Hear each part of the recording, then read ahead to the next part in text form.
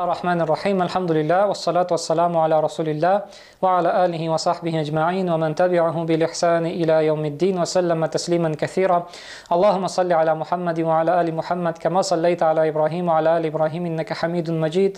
Barcha alamlarni yo'qdan bar qilgan, har doim bizlarni tarbiyalagan, ne'matlantirgan, shu islom dinine kidirib islomda qardosh qilgan Rabbimiz Hak Subhanahu ve Teala'ga hamd sana maqtovlarimiz bo'lsa edi, hamda Allohning elchisine, payg'ambarine Muhammed Mustafa sallallahu aleyhi ve sellem'ga ko'ngil turlari bizdan chiqqan salovat shariflari biz har doim erishsa edi. Assalomu alaykum va rahmatullohi va barakatuh, hurmatli jamoat.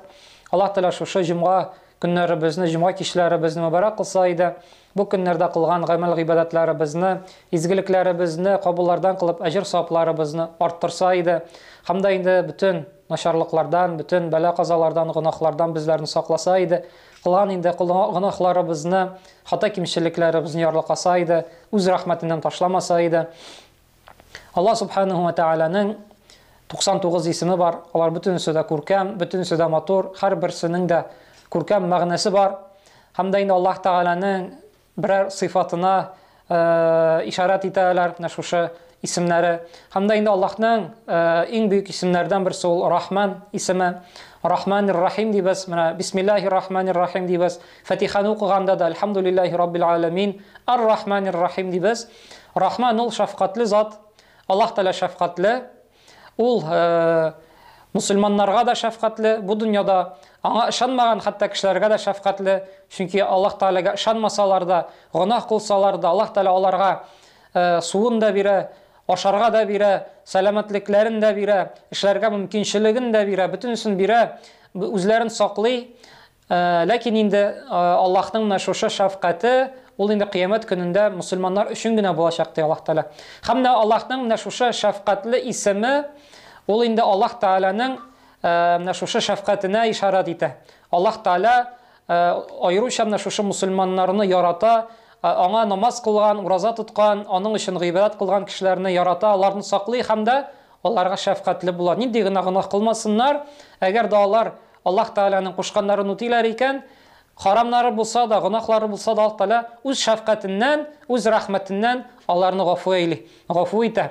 Hamda indi bir surede, Furkan suresinde Allah Teala Rahman kulları diyen bir neçe ayet var.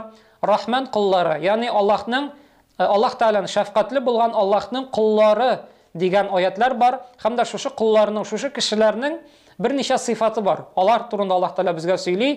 Niye için Allah Teala bu kişilerini Rahman kulları diyor. Şefkatli Allah'ın kulları diyor. Niye için degende? Çünkü bu kişilerinin indi şu sıfatları bulsa Allah Teala ul kişilerge karata şefkatli bula. Onların nindigine günahları bulmasın. Onlarını gafu ete.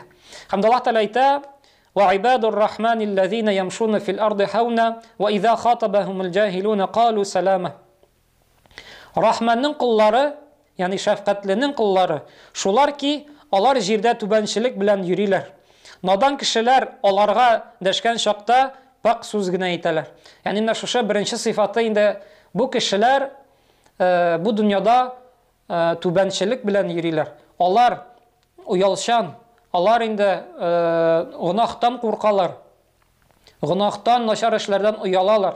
Tübençilik bilen yürüyorlar. Tekabirlenmiler. Masayip, men indi şunday kişi, naşalnik kişi, men indi şul kadar işledim, bu kadar işledim, benim şul kadar baylığım var deyip, masayip, tekabirlenip, kişilerini rencitip yürümüyorlar.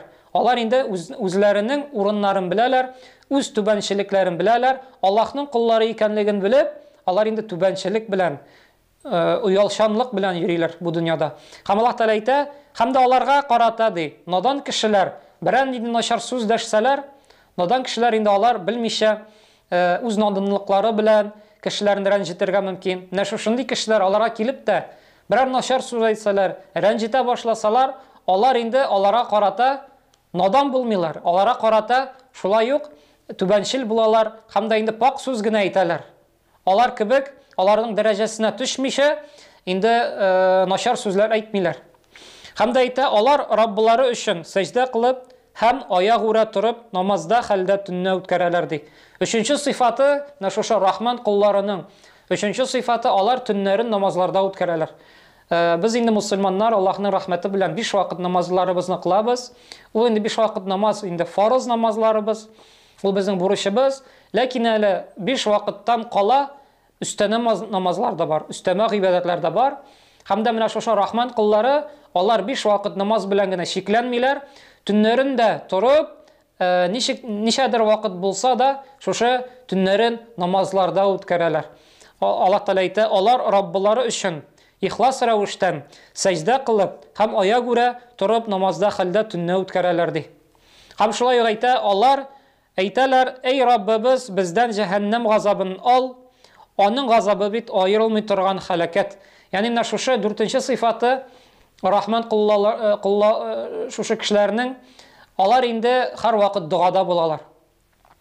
Без беләбез инде җәһәннәм аның инде газаплары бик каты, һәм җәннәтнең инде ләззәтләре бик улы, бик яхшы. Һәм дә кешеләр рахман куллары алар һәр вакыт дуада булалар, җәһәннәмдән инде коткаруны сорыйлар һәм җәһәннәмгә керик дип Аллаһ Тәгаләгә ялваралар.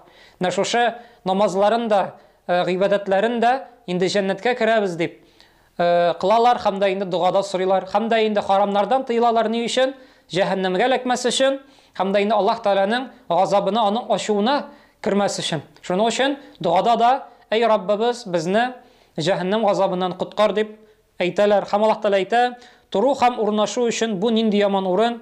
Алар сарыф иткәндә исраф та итмиләр, кысып та тотмыйлар. Булар арасындагы үлчәүдә була ди. Ягъни алар садака бирсәләр, исраф та итмиләр, ләкин саранлык белән дә итмиләр ди. Әгәр дә берәр кемгә ярдәм итәләр икән, әниләренә, туганнарына, күршеләренә, ятим кешеләргә, калган шушындый мискин фәкыйрьләргә алар ярдәм итсәләр, алар исраф итмиләр. Исраф итү ул нәрсәкәй? Синең инде менә мәсәлән бер күләм акчаң бар, ул акчадан инде син шушы хатыныңа, балаларыңа тотасың, һәм дә инде менә шушы матди яктан үзләрен тәэмин итәсең, һәм дә инде әгәр дә садака биргәндә бу күләмнән аларга бирмисең, артканын гына бирерсең. Кеше әгәр дә инде бүтән зарплатасын мәсәлән ярдәмгә бирсә, һәм дә хатыннары, балалары ач калсалар, ул инде исраф була. Шуның өчен кеше ярдәм итә икән, садака бирә икән, ул инде артыгын бирмәскә тиеш, исраф итмәскә тиеш. Һәм киресенчә бик саран да булмаска тиеш. Аның байлыгы бар икән, ярдәм итәргә көче бар икән, акчасы күп икән, яисә акчасы булмаса инде, калган менә шушындый физик яктанмы вакыты булсамы, башка бер ярдәмгәме вакыты булса, мөмкинчелеге булса, ул нәрсәкәй шулай саран да булмаска тиеш, әз генә бирмәскә тиеш, кулыннан килгәнчә бирергә тиеш, ярдәм итәргә тиеш. Һәм рахман куллары алар сарыф иткәндә исраф та итмиләр, һәм кысып та тотмыйлар, саран булмыйлар. Һәм Аллаһ Тәгалә әйтә, яна алар Аллаһ белән бер рәттән башка илаһка табынмыйлар. Менә аларның иң олы сыйфатлары ул да булса, алар Аллаһка ышаналар һәм Аллаһ Тәгаләгә ширик катмыйлар. Ширик катмыйлар, күферлеккә чыкмыйлар. Чөнки инде әгәр дә кеше ширик катса, Аллаһ Тәгаләдән башка берәр илаһка, берәр кешегә гыйбадат кылса, ышанса, ул инде нәрсә була? Ширик була, һәм кеше ул ширик белән исламнан чыгыра мөмкин. Алла сакласын. Шуның өчен инде нинди генә менә ширик төрләре бар. Рахман куллары, мусульманнар алар ул төрле күферлекне, ул төрле ширикләрне кылмыйлар. Аллаһ Тәгалә һәр барчабызга да рахман куллары, Аллаһның шәфкатьле куллары булырга насыйп әйләсә. Aqulu ma tasma'un wa astaghfirullah li wa lakum. Subhanakallahumma bihamdik, nashhadu an la ilaha illa anta nastaghfiruka wa natubu ilayk. Wassalamu alaykum wa rahmatullahi wa barakatuh.